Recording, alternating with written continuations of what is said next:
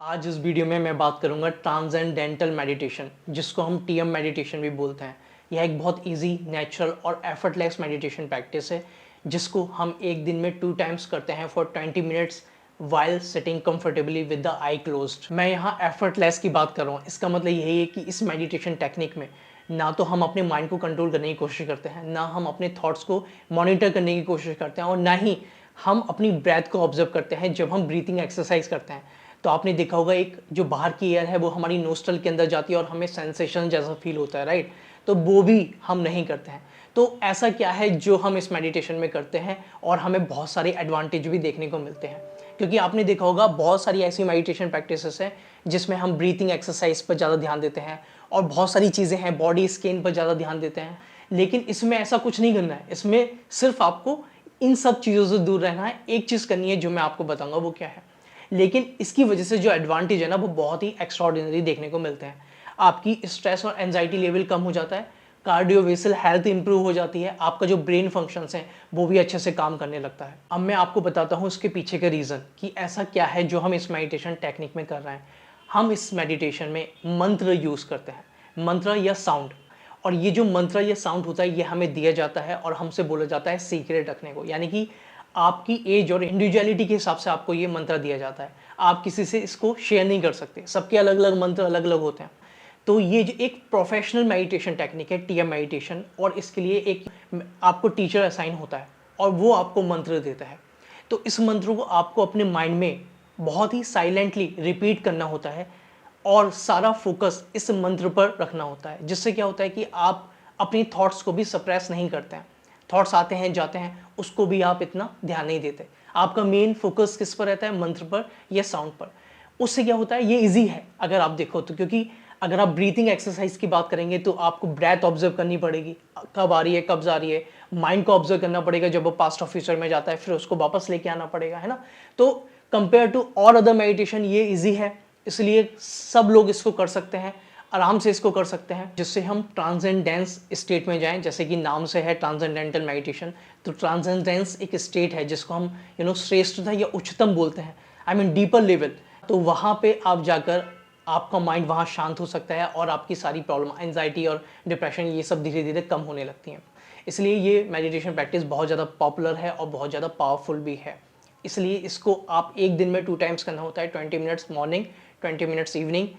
और जैसे मैंने बताया, एक मंत्र यूज़ करना होता है, उसी को ही आपको रिपीट करना होता है। लेकिन इसके एडवांटेज बहुत सारे हैं। लेकिन अगर आप मुझसे पूछोगे कि मैं कौन सा मेडिटेशन करता हूँ, मैं विपासना मेडिटेशन करता हूँ। अब यहाँ ये समझना है कि मैं यहाँ किसी टेक्निक की कंपेयर नहीं कर रहा हूँ। हर टेक्निक्स के अपने अपने एडवांटेज हैं, है ना। मैं टीएम मेडिटेशन भी करता हूँ, ऐसा नहीं है नहीं करता हूँ, लेकिन बहुत ज़्यादा टाइम, मैं ज़्यादा प्रेफर करता हूँ विपासना मेडिटेशंस को। उसके पीछे रीज़न जो है वो मैं आपको इस चार्ट के थ्रू दिखाऊंगा। जब आप इस चार्ट को समझेंगे तो आपकी अंडरस्टैंडिंग गहरी हो जाएगी और आपको समझ में आ जाएगा कि कौन सा टेक्निक आपके लिए सही है, बेस्ड ऑन योर रिक्वायरमेंट और बेस्ड ऑन योर कैपेबिलिटी। तो आप सही डिसीजन ले सकते हैं। लेकिन अगर आप मुझसे पूछोगे, मैं विपासना मेडिटेशन करता हूँ, उसकी वजह इस चार्ट में है जो मैं आपको दिखाने वाला हूँ। सो जैसे कि आप देख रहे हो, यहाँ पर फॉर्म ऑफ मेडिटेशन है, जिसमें अलग अलग टाइप के मेडिटेशंस मैंने लिख रखे हैं। टीएम मेडिटेशंस, माइंडफुलनेस, क्रिया योगा, ये भी एक टाइप का मेडिटेशन टेक्निक है, जैन मेडिटेशन और विपासना मेडिटेशंस, राइट। इसके बाद अगर आप मेंटल एफर्ट्स ऑप्शन में आएंगे तो आप देखेंगे कि टीएम मेडिटेशन एफर्टलेस है, नो डाउट, जैसे मैंने आपको बताया।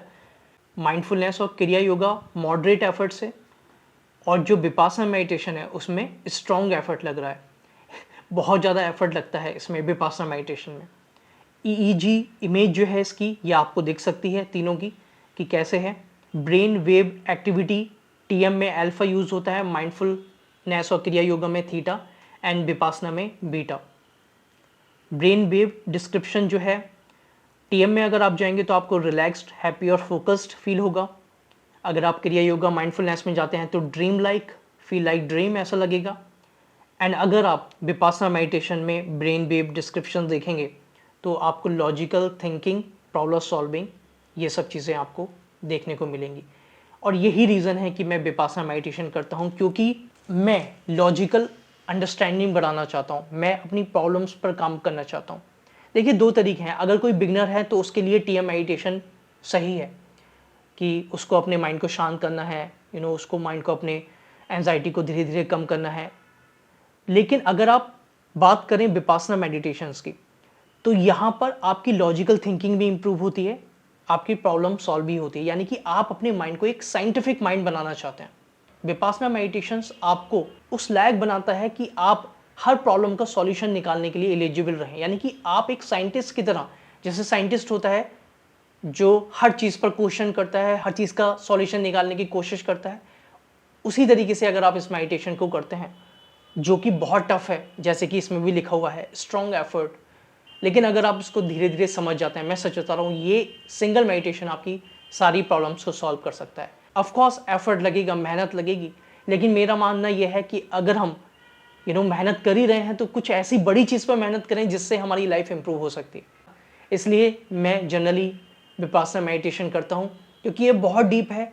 मुझे समझ में आता है कि कैसे मेरे थॉट्स, माइंड, मेमोरी और सब चीज़ें काम कर रही हैं, कैसे सेंसेशंस काम कर रही हैं, कैसे मेरा माइंड पास्ट और फ्यूचर में जाता है, क्यों मैं प्रेजेंट मोमेंट में नहीं रह पाता हूँ। तो ये जब अंडरस्टैंडिंग बढ़ने लगती है ना, तो आप बाहर की जो प्रॉब्लम्स हैं उनको भी धीरे धीरे सॉल्व करते चले जाते हैं, क्योंकि प्रॉब्लम हमारे अंदर है, प्रॉब्लम बाहर नहीं है।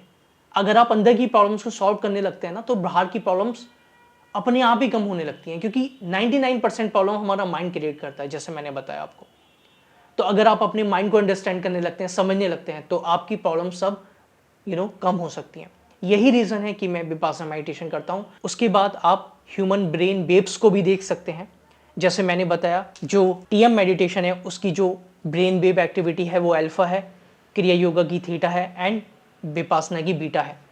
तो अगर आप ह्यूमन ब्रेन वेव्स की एक्टिविटी देखेंगे तो सबसे ऊपर गामा है जिसकी 30 to 100 है, उसके बाद बीटा है जो 13 to 32 है, then alpha 8 to 13 and then theta 4 to 8 and then delta 0.5 to 4, है ना।